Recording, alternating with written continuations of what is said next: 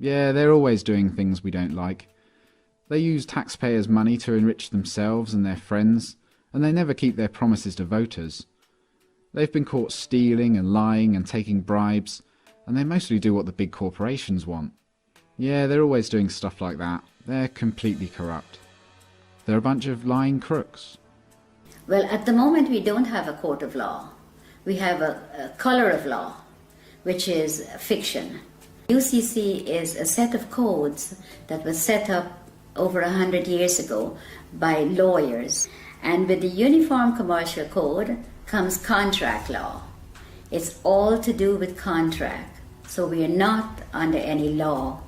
We're just under contract. The UCC is very, very important for people to learn about what's going on with their lives, because we are under contract law, no other law. There is no law at all. Majority of the judges here in the United Kingdom are not judges. They're just doing business. They might be a retired lawyer. They're doing business as judge. And so-called judges in Malawi and in Canada? All of them, exactly the same system. They're under the UCC. When you buy a car, you are invited to defraud yourself by then handing it over to the Crown of the State, unwittingly. Yes, because it's fraud, and they're committing this fraud, and they're not letting you know what they're doing. They make millions, hundreds of millions. The highway belongs to us. It says you have to pay to drive on the road. You don't. The DVLA is just a corporation set up by the Crown. All these corporations are set up by the Crown. The only reason to have a license when you drive a car is if you're doing taxi service or doing it for business. But if you're driving for your personal use, going to work, going to the market, take your family out, going on vacation, that you don't require a license. There is no law that requires No. you. You can move about the surface of the earth unmolested. Yes. That's law. That is the law. Yes, that is the law. But that's not what they're But telling these you. fictions, these costumes, these people wielding batons and guns and tasers, they've somehow been given license by the government to apprehend you, arbitrarily stop and search you, terrorize you, rip you out of your vehicle. Who gave the traffic enforcement officers the right to stop and apprehend people going about their God-given business? Corporate police. If you call a police officer and you know whose side they're on, if you call a police officer and the bailiff is at your door, they will tell you they cannot come because it's a civil matter. But if the bailiff calls them, they will come. That means that they're not working for you, period. They're working for the parent corporation. They're working for the corporation, yes. They're corporate police. How many of the police do you think know this and understand this distinction? I think 90%. Do you really? I do. In the United States and in... And here, yes. Yes, 90% of the police know they're corporate police. The court systems, the justice system, the policing system, all of these systems are designed to commercialize human beings, harvest them monetarily. Yes. Right. The average human being would, if they understood this, would utterly reject this system. Of course. If they understood it. Of course. But of course most people are completely indentured to it, Yes. are mind controlled, Yes.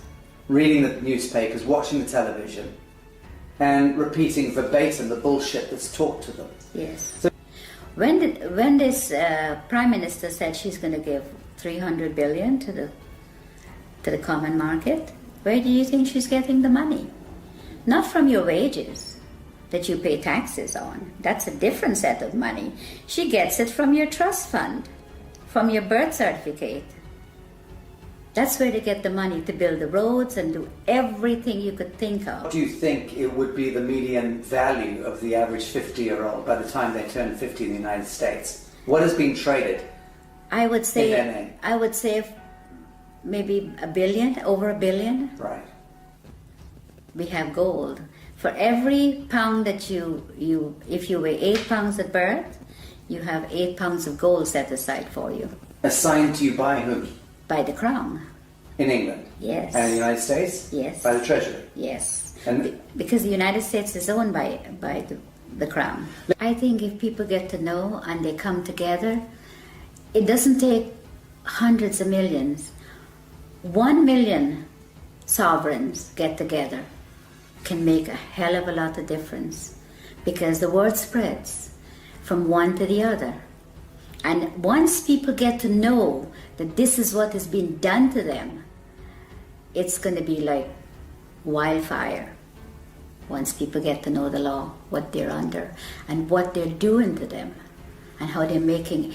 You see, they make things to distract you, like the news and all this fake, all this stuff, television, and this is what they do. So once people can get together, if 100 people go to the bank and all keep taking out £100, before the end of the day, the bank will close. It's very simple if people get to understand what's going on.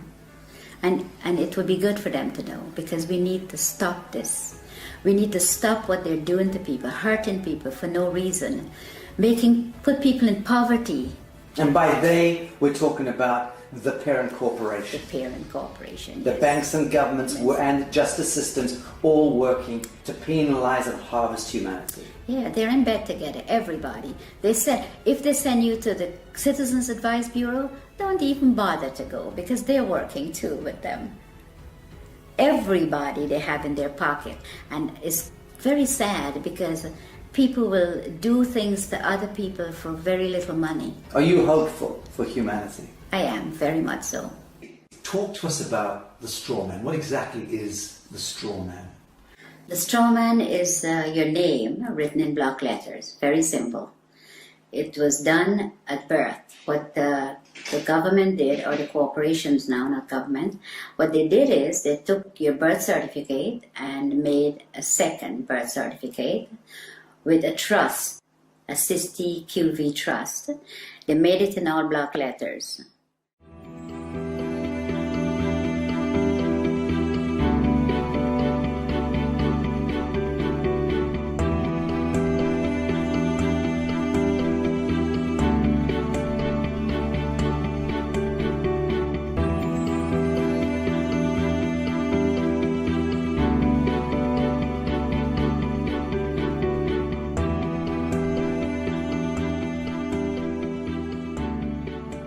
And for them to interact with you, they have to interact with you as a fiction, because they're all corporations. Corporation cannot interact with real people. So they made a straw man. They call it a straw man because it has no soul and is spiritually dead. So let's break this down. You're born in the hospital room. A certificate of live birth is issued. What happens is that she has to register the child's birth. She has to go to the registration office and register. If she does not register, she will be taken to court, according to what the law is saying. They take the birth certificate that she registered as an informant, informing then that she has the child, and they made a duplicate in all block letters. She didn't, they did. So they've turned a living child now into a trust, fiction. into a fiction. Trust, yes. Which has a certain value allocated to it. Value, yes. Millions of dollars or pounds. And that trust, let's call it a bond, It is. because that effectively becomes traded thereafter. Yes, it becomes warehouse bond for money. So every human being that has been registered to the state or the crown by the mother ends up becoming some kind of a bond that is traded on the stock market Yes, without you ever knowing it. yes, without disclosing. And this is happening since the early 1900s. What they've done is really fraud, because they're fraudulently taking your child's birth certificate and make it into a dead entity. The dead entity birth certificate is making billions of pounds or dollars, depends on which country you're in. So your straw man is considered a dead entity, and the corporation can interact with it. If you have to go to court, it's not going to be in your real name, because they don't have it. All they have is the dead entity, and they interact with that.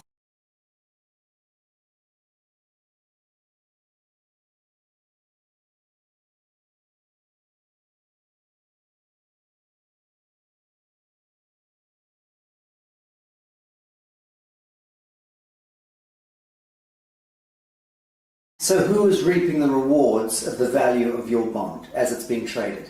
I would say the Federal Reserve, which belongs to the royal family, and the HMRC, IRS, these are the people where your money goes once you are registered. The mother register you, that's where the money goes, to them. Okay, let's talk about the difference between your signature and your autograph. Okay, a signature is under the UCC, which is the fiction, the straw man. Your autograph is the real person. So if you go up to a movie star and says, "Can I have your autograph?" You never say, "Can I have your signature?" It's always autograph because you have flesh and blood.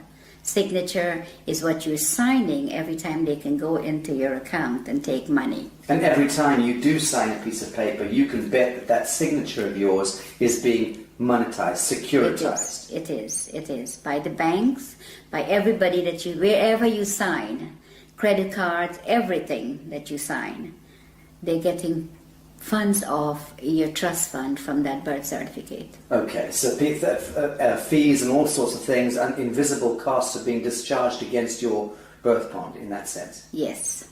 Without you ever knowing about it? Without you ever knowing about it, yes. It was never disclosed to you. All the stuff was done without disclosing, and it's deception, it's fraud, and it's happening every day to everyone that's outside the inner circle. Okay, let's talk about the court system, because invariably your signatures lead you into a courtroom at some point, you know, whether it's for, and under the aegis of the court system, whether it's a marriage, a birth, a death, a registration of land, whatever. So we understand a little about the distinction between the signature and the autograph. What exactly is a court of law? Well, at the moment we don't have a court of law. We have a color of law, which is fiction. So when you go into a court system here or America, you walk into a system where there is no law. So it is lawless. So when you go in there and you speak to somebody doing business as a judge, there is no judge. You could ask the judge to see his oath. He doesn't have one. He's a cashier. Yeah, he's a banker. A banker. Yes. So when you sign any papers in the court, that's when he gets paid out of your 60 QV trust on your birth certificate. That's where he gets the money. If you go into the court, you still lose because it is not a court of law for you. In a situation like that, when should you use your signature and sign something, and when shouldn't you? There is a special way of, under the UCC, we go back to that, there's a special way of signing without responsibility for your signature. So that if you sign in the special way according to the UCC, you're not responsible for anything that's on the paper. Okay. Now, for the layman, describe UCC. What are we talking about? Okay. What is the UCC? The UCC is a set of codes that was set up over 100 years ago by lawyers. And with the Uniform Commercial Code comes contract law. It's all to do with contract. So we are not under any law. We're just under contract.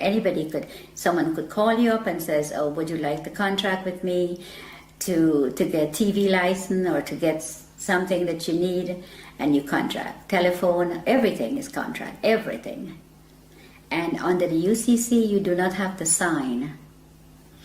A stamped signature or a typed up signature is considered sign under the UCC. So when you get a letter in the mail and it has no signature, or it just have a stamped signature, then it is considered sign. The UCC is very, very important for people to learn about what's going on with their lives, because we are under contract law, no other law. There is no law at all. In America, the court system is operated under military. When you walk into a courtroom, I don't care which courtroom, if it's a higher court or a lower court, they're under the military. Now you walk in there and you're not a military member, and you're not told that you've been tried under the military. If you mention the Constitution, the judge says it does not apply in my courtroom. But you don't know what he's saying. because you don't know what they're doing to you when you're there. And all of that language is designed to confuse the hell out of you. Yes, it's designed under the UCC, and they know. They know what they're doing, and they know how to manipulate you. So you're saying all judges are very schooled and versed in UCC? Yes. They're taken to special training Yes. schools in order to learn this? Yeah, the president appoints all the federal judges in America. And they go to Scottsdale, Arizona and Reno, Nevada to train how to apply this fraud contract in the courtroom. And in the United Kingdom? The United Kingdom, majority of the judges here in the United Kingdom are not judges. They're just doing business. They might be a retired lawyer. They're doing business as judge. And That's all. so-called judges in Malawi and in Canada? All of them, exactly the same system. They're under the UCC. Okay, I want to talk about some mundane issues. Who owns your car? The DVLA in England. In the United Kingdom? Yes. Department of Vehicle licensing? Licensing Right. Agency. Okay. Yes. Well, the DVLA owns the car. It tells you on your registration, you are not the owner. You are just the registered keeper. Now, if you look up registered keeper, it says a person who is responsible for taking care of the vehicle, pay the taxes, pay the license, pay the insurance, and take care of it. But the DVLA could take it from you anytime they feel like. Crush it. They could clamp it. Because once you've registered it, you've handed it over to the to Crown the- of the state. That's right, yes. It's no longer yours. It's not yours, never. So again, when you buy a car, you are invited to defraud yourself by then handing it over to the Crown of the state, unwittingly. Yes, because it's fraud, and they're committing this fraud, and they're not letting you know what they're doing. They make millions, hundreds of millions. The highway belongs to us. It says you have to pay to drive on the road. You don't. The DVLA is just a corporation set up by the Crown. All these corporations are set up by the Crown. The HMRC, the DVLA, they all do the same thing. So if you look carefully at your registration, it tells you right there. And in the United States of America, it's not the DVLA. What's the equivalent? It's the Department of Motor Vehicles. And again, they invite you to Yes. register the vehicle to them. They Yes. become the owner. They become the owner. The only reason to have a license when you drive a car is if you're doing taxi service or doing it for business. But if you're driving for your personal use, going to work, going to the market, take your family out, going on vacation, that you don't require a license. There is no law that requires No. you. You can move about the surface of the earth unmolested. Yes. That's law. That is the law. Yes, that is the law. But that's not what they're But telling these you. fictions, these costumes, these people wielding batons and guns and tasers, they've somehow been given license by the government to apprehend you, arbitrarily stop and search you, terrorize you, rip you out of your vehicle. Who gave the traffic enforcement officers the right to stop and apprehend people going about their God-given business? The corporations that they're under. The police are not constables. And the Queen took an oath to represent the sovereign people, which she's not doing. She's now a corporation herself. So the police is under corporate. They're not constables. Constables are the people who that beats the street and get to know your neighborhood and speak to the people. Keeps the peace. Keeps the peace, yes. But they're not constables. They're corporate police. If you call a police officer and you know whose side they're on, if you call a police officer and a bailiff is at your door, they will tell you they cannot come because it's a civil matter. But if the bailiff calls them, they will come. That means that they're not working for you, period. They're working for the parent corporation. They're working for the corporation, yes. They're corporate police. How many of the police do you think know this and understand this distinction? I think 90%. Do you really? I do. In the United States and in And here, yes. Yes, 90% of the police know they're corporate police. But surely then they understand that they are in serious breach of their foundational oath.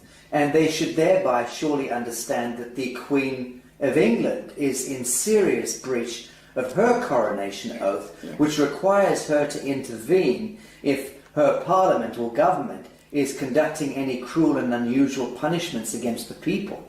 And it's my understanding that being stopped going about your business in the street and dragged out of your vehicle and beaten with a baton for whatever reason, that to me by definition is cruel and unusual punishment. Okay, but they're given that permission to do that by the corporation they're in. They are given. If they were not given that permission, they could not have done that.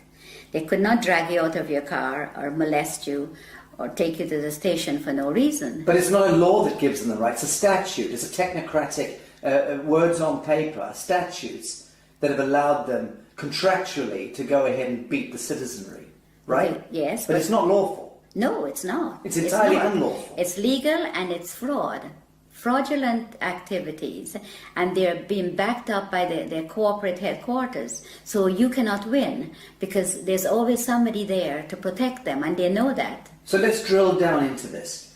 A policeman is there and should be able to respond to a living soul doing injury against another living soul. If they witness that, they have every right to intervene.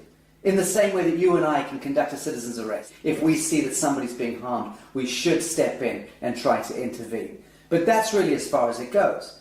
They have no business trying to commercialize human beings and penalize us for walking across streets or for not stopping at an amber light or whatever. All of that stuff is just nonsense dreamt up by the corporation. It is. Right. Yes, it is. It's all fraud. The Uniform Commercial Code and contract law and how these people operate. They go into the court and they do the same thing. You tell them, don't go, even if you don't go into the court, they still fine you for the same thing as if you go into the court. But if you go into the court and the police takes you there, then you never win unless you know the law. And they know that you do not know the contract law and that you're under contract and you're walking into a trap. You go in there and the police or whoever is going in there with you, it's always they're the ones who win. You never win. Let's, for instance, say you're driving down the street, you have not hurt anyone, and you got stopped by the police. And the police breathalyze you and says, I have to take you in or I have to fine you. Or both of those. Who did you hurt? Who did you hurt? Who are you going to be paying this money to? You didn't hurt anyone. There's no victim. There's no victim. There have to be a victim under the common law. For there to be a crime. For there to be a crime. It's as simple as that. It is as simple as that, because to give you a ticket or to book you and take you to the station, who did you hurt? There is no one that you have hurt. That's just a commercial penalty. It is a commercial penalty. Okay, so we're getting the picture here that the court systems, the justice system, the policing system, all of these systems are designed to commercialize human beings, harvest them monetarily. Yes. Right. Yes. Very, very little of that expenditure, that energy goes towards keeping the peace. Oh, none of it goes towards None. keeping the peace. They don't keep the peace. All they do is they create the problem and then they find a solution. And then sell you that solution. Yes. And then penalize you if you don't accept the solution. That's right. Right, sounds like a very rigged casino to me, rotten to the core. It is. And it seems to me that the average human being would, if they understood this, would utterly reject this system. Of course. If they understood it. Of course. But of course most people are completely indentured to it, Yes. are mind controlled, Yes. reading the newspapers, watching the television, and repeating verbatim the bullshit that's taught to them. Yes. So the truth is, it seems to me that human beings are not predisposed toward hurting one another. We don't enjoy going to war. No. We don't enjoy No. hurting each other. Yes. In the main, most people get along and just want to get along. Of course. But the systems conspire Yes. with a model of scarcity economics and drive war and disease and poverty. Of course. That's the only way they can make money. When this Prime Minister said she's going to give 300 billion to the common market, where do you think she's getting the money? Not from your wages that you pay taxes on. That's a different set of money. She gets it from your trust fund, from your birth certificate. That's where they get the money to build the roads and do everything you could think of. So they're discharging billions and billions and billions of dollars against our birth bonds without Yes. ever disclosing that to us, Of course. without there ever being an audit or any accounting for it. Of course, because nobody's asking. Right. And even if you do ask, they give you a hard time to tell you about it.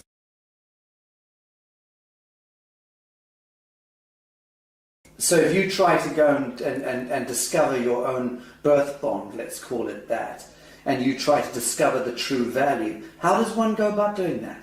You apply to the Federal Reserve for it. There's forms that you can fill in, and you can, once you find the bonds and the serial numbers, you can get it from the Federal Reserve because they have it. And you can then discover the value of your bond? Of course. And the average, let's say, 50-year-old in the United States would be worth what? A 50-year-old in the United States, it could be worth hundreds of millions. But one comment, if you go on the website and you put in your birth certificate number, and it comes up only one, you have hundreds of thousands of people are trading on it. Right. That's only one that you know of. I think what I'm getting at is, what do you think it would be the median value of the average 50-year-old by the time they turn 50 in the United States? What is being traded? I would say, in their name? I would say maybe $1 billion, over $1 billion Right. has been traded. Okay. Because when I checked, on one of my numbers is over 283,000 people are trading on it. Can you imagine how much money that is? So when we hear that the US has a debt of $23 trillion or whatever it is, that fictitious money was all pumped out of the air, but effectively it was discharged against the value of Yes. the people. Yes. Right, so that's where the fiction emerges. Yes. And it becomes this huge imbalance that no one quite understands. How on earth do we get that much money? They just made it up as they go along and tell us what they want to tell us. Yes, but they'll validate the making up of that money by, Yes. on paper, discharging it against the value of Yes. the citizenry. And the citizens' gold, our sovereign gold. We have gold. For every pound that if you weigh 8 pounds at birth, you have 8 pounds of gold set aside for you. Assigned to you by whom? By the Crown.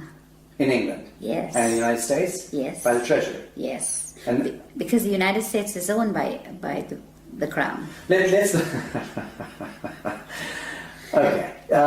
So let's say there's 200 odd nations of the world. There's hundreds and hundreds of small island states, but there's about 200 nation states, big nation states. They are all of them a franchise of the Anglo-American Corporation. Yes. Let's call it that. Yes. And that the Anglo-American Corporation is an extension of the British Crown. Crown, yes. And the British Crown is collateralized by what, or backed by what? Gold. And by the people.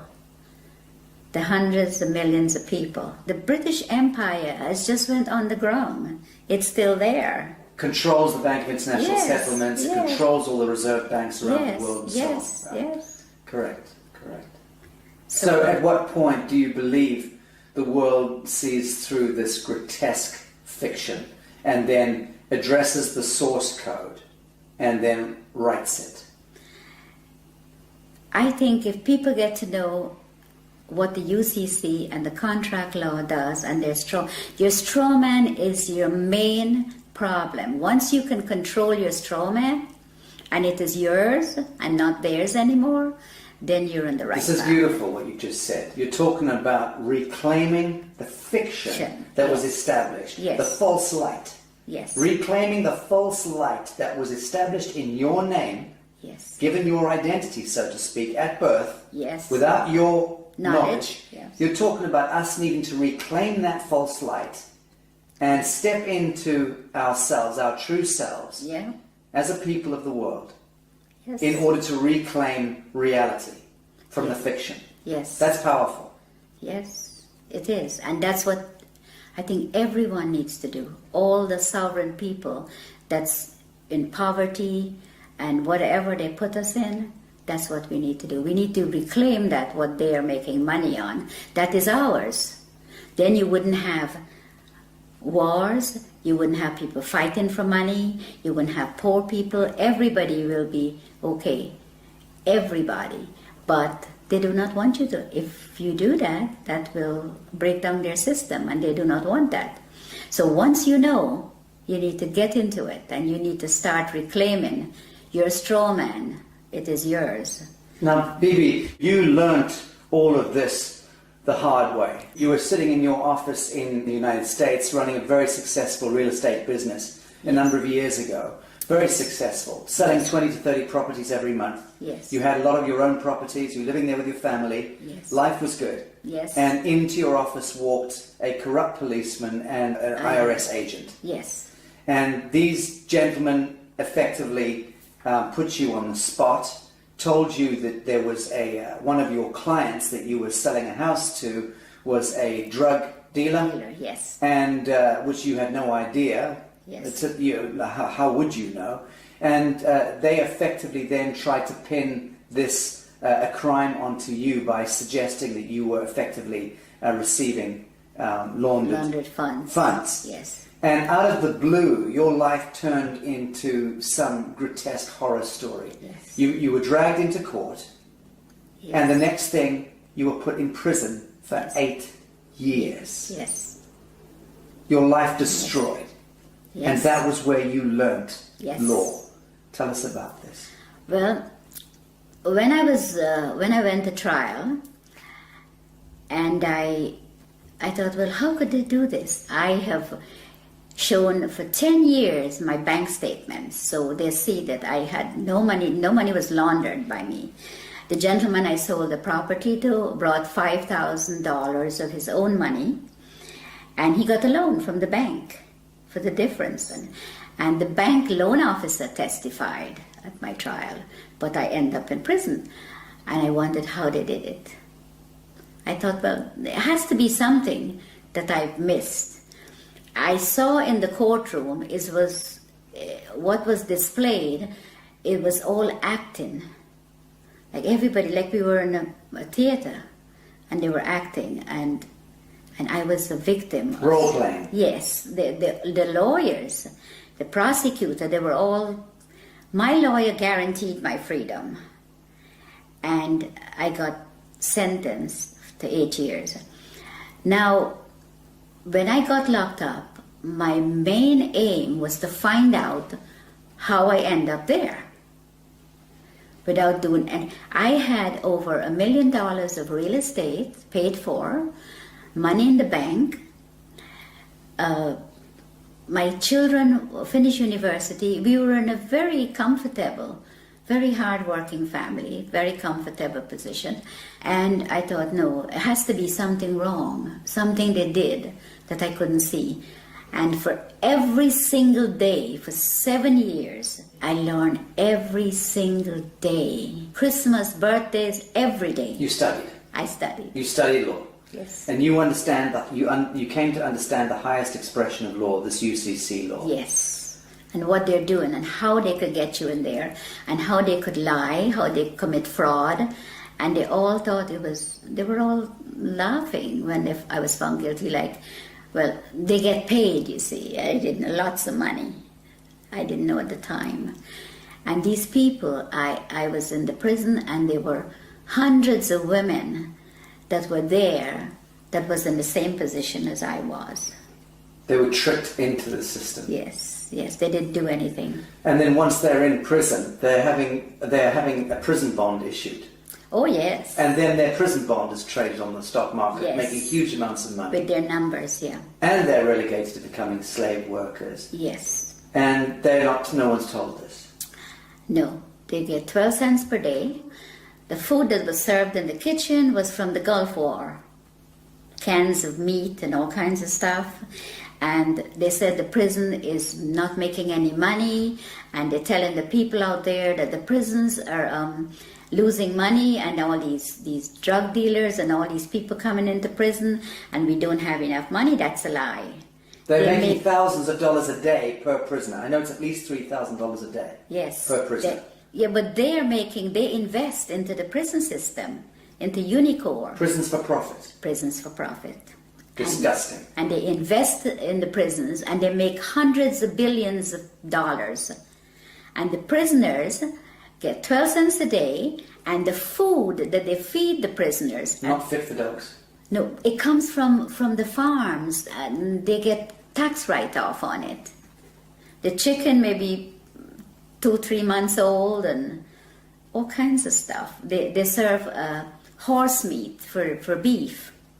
Well, you're about to launch an online workshop and tutorials through the Newark University, teaching UCC and explaining to people from around the world how they can navigate their situation, whatever their situation may be, because all of us are facing penalties and cruel and unusual punishments. Yeah. But let's discuss something as mundane as a parking ticket, okay? Something that everybody understands. What are the do's and don'ts? You've just gone back to your vehicle and there's a parking ticket on it. It's parking tickets are a contract.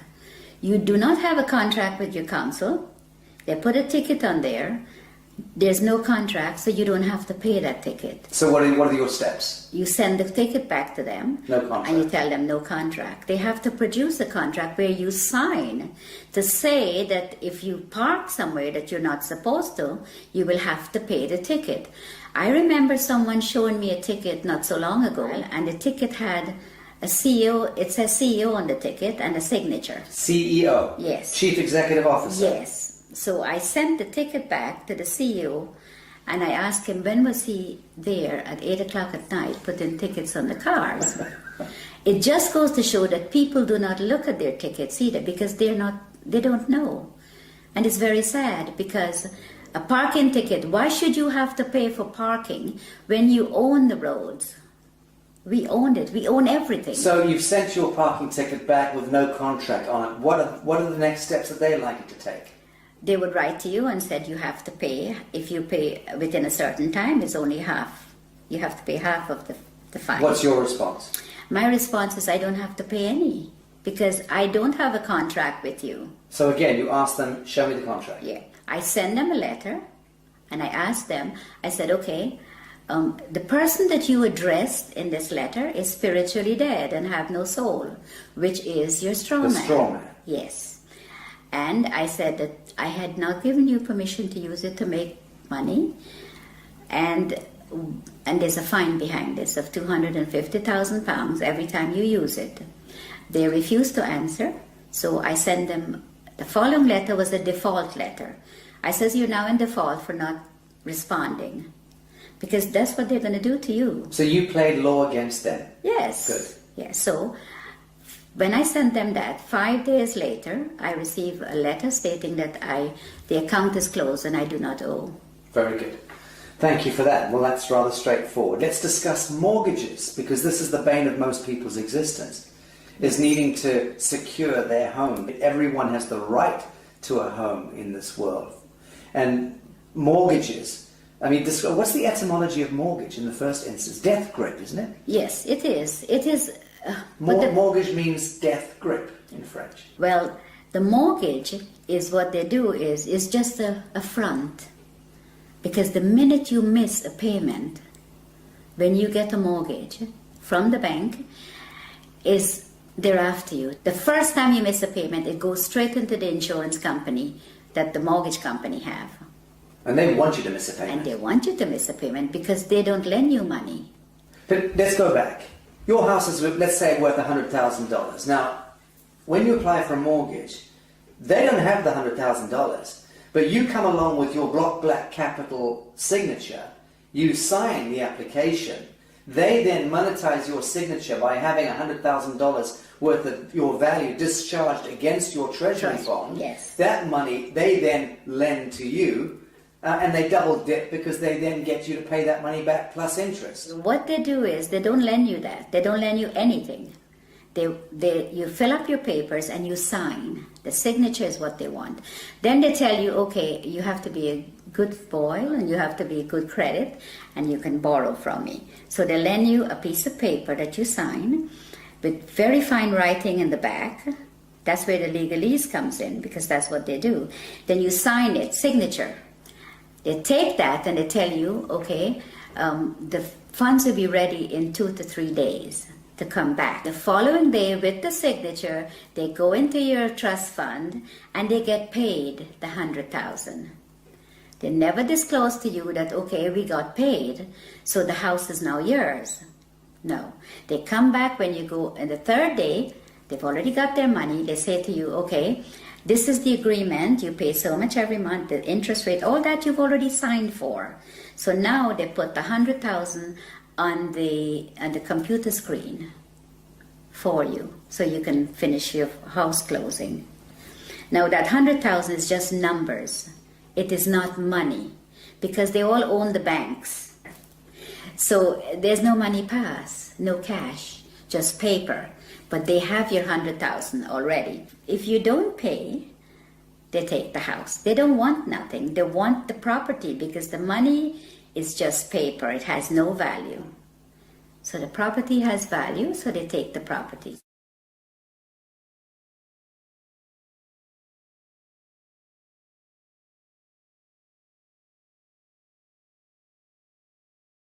So let's talk about allodium title. What is allodium title? Why is it so important? Okay, allodium title is important because you do not own the land. They tell you it's freehold, but it's not freehold. The land is owned by the Crown. All the land in England. I'm a farmer in Minnesota, and you're saying that my land is owned by the Queen. Yes. I'm a farmer in Mozambique. Your land is owned by the Queen. The Queen of England. The Queen of England. She owns all the land.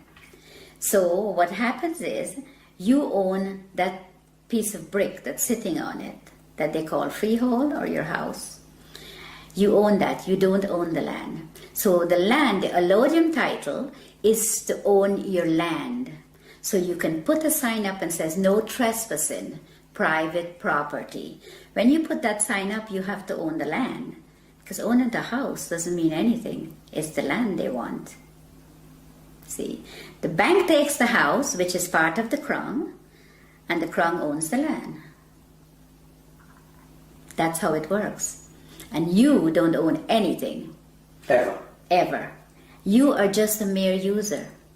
So long as you are acting as your straw man. Now, when we reclaim ourselves from this fiction, and we do it as a people, many of us do it, what then do you see? How do you see the dissolution of government, the dissolution of this behemoth, this Molochite monster that has taken over our lives, indentured us into bonded slavery all around the world, 7 billion souls, owned and controlled, indentured to a couple of hundred National Reserve banks themselves, indentured into the Bank of International Settlements, that controlled through the US Treasury, the Federal Reserve, the IFC, the IMF, the World Bank, and so on, back to the Crown of England, and behind that, the Vatican.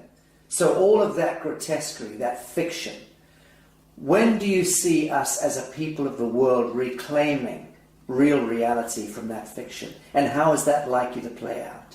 I think if people get to know and they come together, it doesn't take hundreds of millions. 1 million sovereigns get together can make a hell of a lot of difference. It's going to be like wildfire once people get to know the law, what they're under, and what they're doing to them, and how they're making... You see, they make things to distract you, like the news and all this fake, all this stuff, television, and this is what they do. So once people can get together, if 100 people go to the bank and all keep taking out £100, before the end of the day, the bank will close. It's very simple if people get to understand what's going on. And it would be good for them to know, because we need to stop this. We need to stop what they're doing to people, hurting people for no reason, put people in poverty. And by they, we're talking about the parent corporation. The parent corporation, The banks and governments and justice systems all working to penalize and harvest humanity. Yeah, they're in bed together, everybody. They said, if they send you to the Citizens Advice Bureau, don't even bother to go, because they're working too with them. Everybody they have in their pocket. And it's very sad, because people will do things to other people for very little money. Are you hopeful for humanity? I am, very much so. Bibi Bacchus, thank you. I love you, I do love you.